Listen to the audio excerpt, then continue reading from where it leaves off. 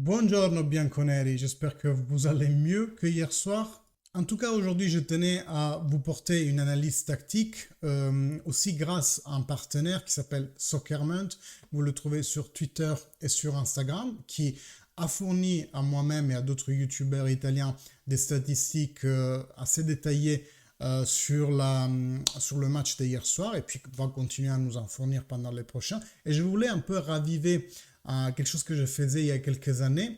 Le raviver aujourd'hui, pourquoi? Parce que hier la défaite était claire et nette, méritée, etc., etc.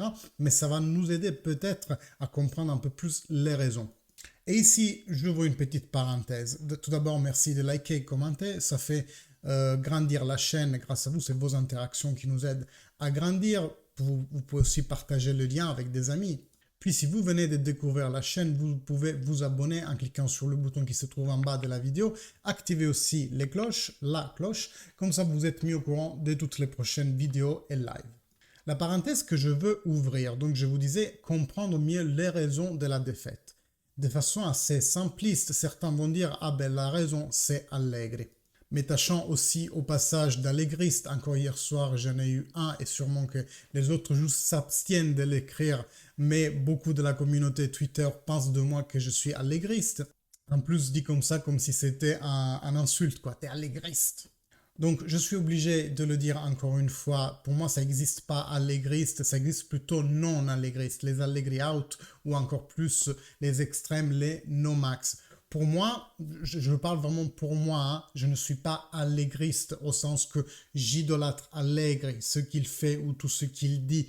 Tout simplement, non. Je me suis retrouvé à devoir le défendre parce qu'il était constamment attaqué. Au jour 1 de son expérience, il a été attaqué. Et moi, mon opinion, c'est qu'il fallait lui donner du temps. Après, depuis quelques matchs, plus ou moins aux alentours du match contre le Monza, mais même dans le match avant, j'avais dit effectivement maintenant ça suffit, il faut changer d'entraîneur. Mais ça, beaucoup ne l'ont pas perçu. Ils se sont focalisés sur le fait que j'étais allégriste, même si j'en ai jamais été. Jamais j'ai dit Allegri c'est un dieu, tout ce qu'il fait c'est que tout bon et on ne peut pas le critiquer. Non, je l'ai juste défendu parce qu'il fallait lui donner le temps de nous démontrer quelque chose. À ce jour, il nous a rien démontré, donc j'ai aucun problème à dire que oui, il faut qu'il soit viré ou que lui-même pose la démission. J'ai aucun problème à dire ça. Et j'estime ne pas devoir m'excuser de quoi que ce soit parce que si j'avais une opinion différente l'année dernière, c'est que l'année dernière, je pensais autre chose, point. Chacun a le droit de penser ce qu'il veut au moment où il veut. Moi, l'année dernière, je voulais lui donner une autre chance et cette année, je pense que le temps est fini, il faut passer à autre chose. Est-ce qu'il y a quelque chose de mal en ça? De plus, comme vous le savez, ici, toute opinion est bonne. Moi, je ne suis pas la vérité incarnée. Je suis juste un tifoso comme vous qui vous raconte la Juventus vue selon mon prisme à moi. Vous êtes libre de l'accepter, de ne pas l'accepter, de la contester poliment et le débat se déclenche. Si vraiment vous ne supportez pas le fait que je ne mette pas l'Allegri out dans tous mes posts ou je le dis tous les 10 minutes dans toutes mes vidéos et live, vous pouvez partir ailleurs, il y a d'autres lives qui le font, vous serez très heureux là-bas. Ici, comme dit, j'essaie d'analyser de mon point de vue le plus objectivement possible. Donc aujourd'hui, très clairement, Massimiliano Allegri, il a fait son temps à la Juventus. Il est le temps de se séparer. Point. Et donc, pour revenir au fait de l'analyse tactique, parce que dire tout bêtement c'est Allegri le problème, pour moi, ça n'est que voir une partie du problème. Aujourd'hui, Allegri représente peut-être le 50% du problème. Je ne sais pas, c'est difficile de vous donner des statistiques, mais pour moi, il y a des problèmes dans l'entraîneur, il y a des problèmes dans l'effectif, il y a le problème dans les tifosi. Dans les tifosi, il y a aussi un problème. Toute cette négativité de laquelle on imprègne chaque post que la Juventus fait, je vais lire en bas, il n'y a que des Allegri out qui commentent avec l'hashtag Allegri out. Les joueurs ont des yeux, l'entraîneur ont des yeux, peut-être juste la dirigeance n'a pas des yeux, et c'est ça que vous souhaiteriez peut-être en faisant cela, mais pour moi, ça crée un climat de négativité, chose que nous, en tant que supporters, on peut certes critiquer, mais la critique systématique et monothématique Allegri out, pour moi, ça n'apporte rien. Ça n'est que mon avis. Et donc, certainement qu'il y a d'autres raisons à ces échecs prolongés qu'on est en train de voir en ce moment. Et je voulais voir avec vous si peut-être les nombres, les choses qui se passent sur la pelouse peuvent nous aiguiller un peu plus. Est-ce que ça va être un réconfort? Est-ce que ça va être disons, une raison valable, j'en sais rien. J'ai même pas encore regardé les chiffres. On va les regarder ensemble et on va les commenter. Moi, j'attends justement vos commentaires en bas dans la vidéo pour savoir ce que vous en pensez. Parce que, comme dit, je n'ai pas la science infuse. Je parle à toi. Donc, premier graphisme, vous voyez que à chaque fois, là c'est l'expected goal, ça plus ou moins dans cette statistique, plus le cercle est grand, plus l'expected goal est fort. Expected goal, on le rappelle, c'est à partir de quel point de la pelouse a été frappé le ballon. Il a plus ou moins, selon les statistiques des 5 plus grands championnats, il a plus ou moins un pourcentage différent de se convertir en but. Donc logiquement, plus on est en face du but, et avec 5 joueurs devant, plus l'expected goal va être plus haut. Et donc un cercle plein aussi, c'est ce qui a été converti en but. Le cercle vide, c'est juste une frappe. Donc Milan qui totalise presque 2 expected goals et ça reflète clairement les 2 buts qu'ils ont mis. Nous, on est limite à la limite du 1. Normalement, si un expected goal surpasse le 50%, on dit qu'il y a un but. Donc là, il y a 1,61. Ça veut dire que ça se trouve un but, on l'aurait même mérité. Je pense aux 2 premières occasions avec Cuadrado, le but, la frappe de Milik avec le voile de Vlahovic, je pense sur la fin, la tête de Milik. On a eu nos occasions, on aurait peut-être mérité de finir sur le 2-1 malgré la mauvaise prestation. Donc, cet expected points, c'est un peu la même chose. Dieu, il méritait les 3 points. Nous, c'est à peine si on en méritait un. La statistique dit que clairement, on en méritait même pas un. Donc, on a bien mérité de perdre. Les frappes 21-10, les expected goal per shot. Donc, toutes les frappes qu'on fait, en moyenne, combien elles sont dangereuses. Celle du Milan se révèle pas, en fait, on le savait, bien plus dangereuse. Une autre belle diapo de Soccerment, c'est celle-ci qui mélange un peu le réseau de passes, donc à quel joueur ça va le plus souvent, avec la heatmap. On voit que donc on a une couverture de terrain assez bonne en fait. On est arrivé même en avant, ça doit être les premières 20 minutes parce qu'après on était totalement dans notre terrain à nous. Par contre, les passes, ça va pas du tout. Vous voyez que ça passe énormément en défense entre Alexandro, Bonucci, Bremer, quelquefois Locatelli, mais Locatelli, il n'arrive pas bien à dispatcher. On voit en 17 Kostic qui ne reçoit pratiquement pas de passes. 11, le Cuadrado un peu moins. Le 6, je ne sais même pas pourquoi il est là, McKennie. Parce qu'en plus, le rond, c'est vraiment la position moyenne de chaque joueur. Donc on voit clairement que là, les externes, je vous avais dit en pré-match, c'est là qu'on aurait dû viser et jouer vraiment sur les externes pour fournir les 2 pointes. On voit qu'ils n'ont pratiquement pas touché de ballon. Autre chose que je remarque, vous voyez, c'est que le 14 et le 9 sont carrément l'un au-dessus de l'autre en position moyenne. Ça, c'est pas très étonnant parce que ça veut dire que il y avait un travail de venir chercher le ballon en arrière et que tous les deux l'ont fait. Par contre, qu'ils soient carrément l'un au-dessus de l'autre, ça me fait aussi dire qu'on n'arrive pas à bien dispatcher les 2 positions de 2 attaquants pour que l'un fasse un mouvement et l'autre fasse le mouvement inverse, ou alors les trouver un peu plus détachés entre eux pour qu'ils puissent fournir plus de lignes de passage et aussi plus échanger entre eux. Si je fais ça et que je vous montre en comparatif la heatmap et le pass network du Milan, vous voyez que c'est beaucoup plus équilibré. Toutes les passes, certes, il y a quand même 46 et 20 qui correspondent, je crois, à Kalulu et Gabbia qui s'échangent pas mal le ballon, mais c'est pas un point aussi gros que Bonucci par exemple. Certes, Brahim Diaz touche moins de ballons par rapport à Leao, mais Leao et la ligne entre Leao et Théo Hernandez, elle est clairement marquée, vous voyez. Après, Giroud assez isolé aussi, mais ça peu importe parce que dans le jeu du Milan, c'est vraiment les externes qui font le travail. Et Bennacer, c'est vraiment un point cardinal du jeu. Vous voyez, tout passe par lui. Chez nous aussi, on pourrait dire, c'est Locatelli qui est beaucoup au centre. Mais regardez, le 12 passe pratiquement toujours au 25, non pas au 5. voyez un peu ce que je suis en train de dire, c'est-à-dire que chez eux, c'est vraiment un point central, un vrai playmaker, alors que nous, Rabiot et Locatelli se sont un peu dispatchés ce rôle. Après, au milieu, vous voyez des données de possession que déjà hier soir, on avait vu ensemble. On a gagné la possession, mais ce n'est pas forcément une bonne, une bonne donnée, vu que les deux équipes jouaient en contre-pied. Le midfield tilt, c'est pas une statistique que je comprends et que je maîtrise encore totalement, donc je vais la laisser tomber. Par contre, le PPDA, c'est un indice de pressing fait. Donc là, on peut dire que la Juve a fait un meilleur pressing. Ça, c'est bizarre par rapport au Milan, parce que ça veut dire qu'en moyenne, on laissait faire 11 passes,3 au Milan avant de récupérer le ballon.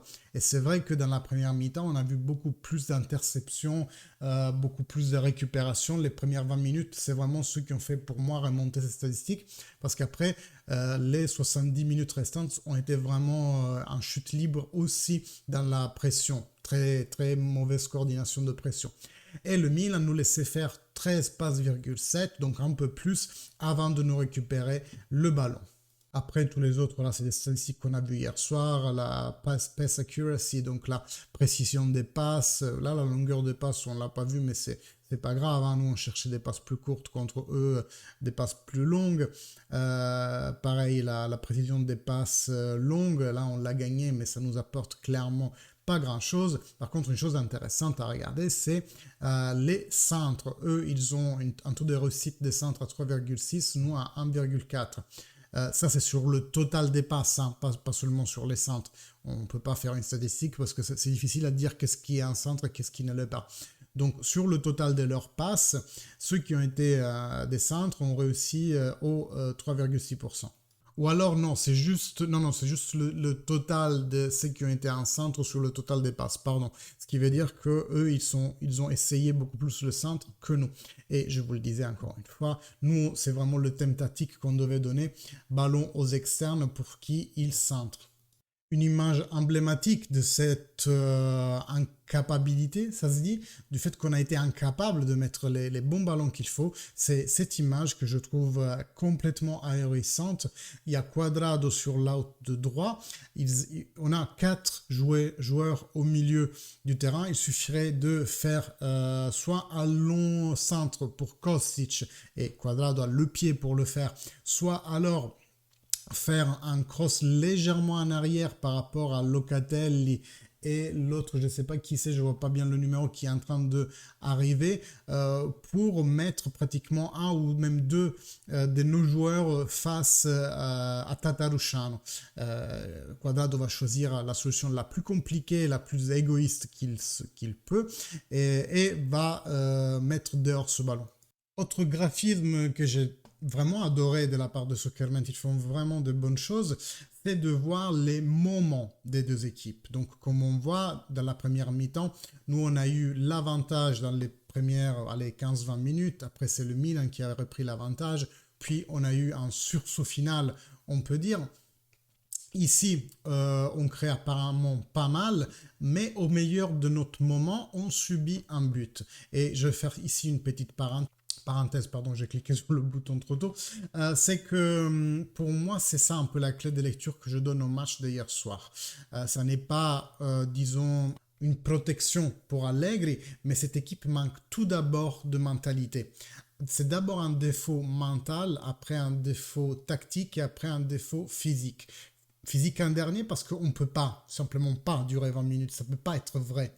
Tactique, c'est sûr qu'il y a des choses à améliorer, mais dans les premières 20 minutes, on a vu aussi des bons schémas de développement de jeu. Le problème, à mon humble avis, c'est qu'à la première difficulté dans les 90 minutes, cette équipe perd totalement la boule. Ici, la première difficulté, je l'identifie plus ou moins avec le premier poteau du Milan. On le verra dans le graphique suivant, tant qu'à faire, je vous les présente tous les deux en même temps. Ce graphisme-là dit de combien l'expected goals a augmenté au fil des 90 minutes. Ici, on voit clairement que voilà, ça doit se situer ici. Chez le Milan, c'est la courbe bleue, la première fois qu'elle monte en flèche, ça doit être l'un des deux poteaux. Je ne sais pas si le premier ou le deuxième, mais à mon avis, c'est vraiment là que la Juventus commence à avoir des problèmes vraiment de personnalité à gérer le match et se laisse complètement dépasser. Je disais, c'est pas pour protéger Allegri parce que c'est à lui aussi de faire en sorte que ça n'arrive pas. Donc c'est clairement aussi encore une faute de l'entraîneur. Et après viennent le problème tactique et le problème physique. Encore une fois, c'est mon opinion. On voit ainsi que dans la deuxième mi-temps, le Milan continue à créer beaucoup plus que nous. Nous, on revient partiellement pendant, ça doit être 5 minutes ici, et vraiment à la fin, surtout avec la rentrée de Moise Kean qui essaye de faire quelque chose, même s'il est limité en ressources. Hein. Je me souviens un centre de Moise Kean qui est totalement à côté de la plaque, il l'envoie clairement dans le virage. Mais on voit qu'après notre expected goals, ça nous n'évolue pas. Je retourne sur le graphique du bas, alors que le Milan ne cesse d'augmenter avec le premier but déjà, le deuxième, et ensuite continue sans cesse à avoir des chances de marquer jusqu'au potentiel 3-0 sauvé par Szczęsny. En gros, un match qui était une dégringolade continuelle pour nous, et je pense surtout par rapport à un facteur mental. Dernière chose que je voulais vous montrer, ça c'est aussi assez intéressante, les joueurs plus dangereux pour nous, les non-penalty expected goals, en fait on va juste enlever de cette statistique les frappes sur penalty, mais comme il n'y en a pas eu, c'est tout à fait pareil. Joueur plus dangereux, Kostic, bizarrement, même si il a touché comme on l'avait vu dans la network passes, il n'a pas reçu beaucoup de ballons. Ensuite Milik et ensuite Moise Kean qui, comme dit, est rentré cette fois avec un minimum de volonté, chose qui lui fait défaut, du moins on ne la voit pas d'habitude. Expected assist, on est à 20 parce que 20 pour Cuadrado, là c'est clairement la passe qu'il aurait dû faire et que je vous ai montré. Il aurait dû vraiment la passer à ce moment-là, on parlerait peut-être d'un autre match. Voilà pour cette analyse. Alors, pour le futur, on a le Maccabi assez rapidement, dans quelques jours. Aujourd'hui, ils ont repris l'entraînement. On joue tous les 3 jours. Ça va vraiment être compliqué de trouver de nouvelles solutions et un nouvel élan dans un si court laps de temps. Même si on venait à changer d'entraîneur, j'ai envie de dire, imaginez la Juventus aujourd'hui décide de mettre le point sur la table et de virer Andrea Agnelli. Imaginez que déjà le nouvel entraîneur, et ça il y a quand même des doutes, arrive demain. Donc imaginez que ça se fasse vraiment dans un claquement de doigts, qu'on change d'entraîneur. Même le nouvel entraîneur, en jouant tous les 3 jours, il n'aura pas vraiment le temps de remettre l'équipe d'aplomb. Mais à mon avis, ça résoudrait oui, déjà le premier gros problème qui est le problème mental qui peut dériver, je ne suis pas dans les vestiaires, mais qui peut dériver d'une certaine indolence des joueurs versus l'allénateur. Moi, à mon avis, il y a clairement des joueurs qui en peuvent plus d'Agnelli. Et je pense que ce sont plus les Senatori que les autres. Moi, je pense qu'un petit jeune du nom de Miretti, il a les étoiles dans les yeux quand il parle d'Allegri. Je pense qu'un nouveau joueur comme Milik, il doit respecter Allegri.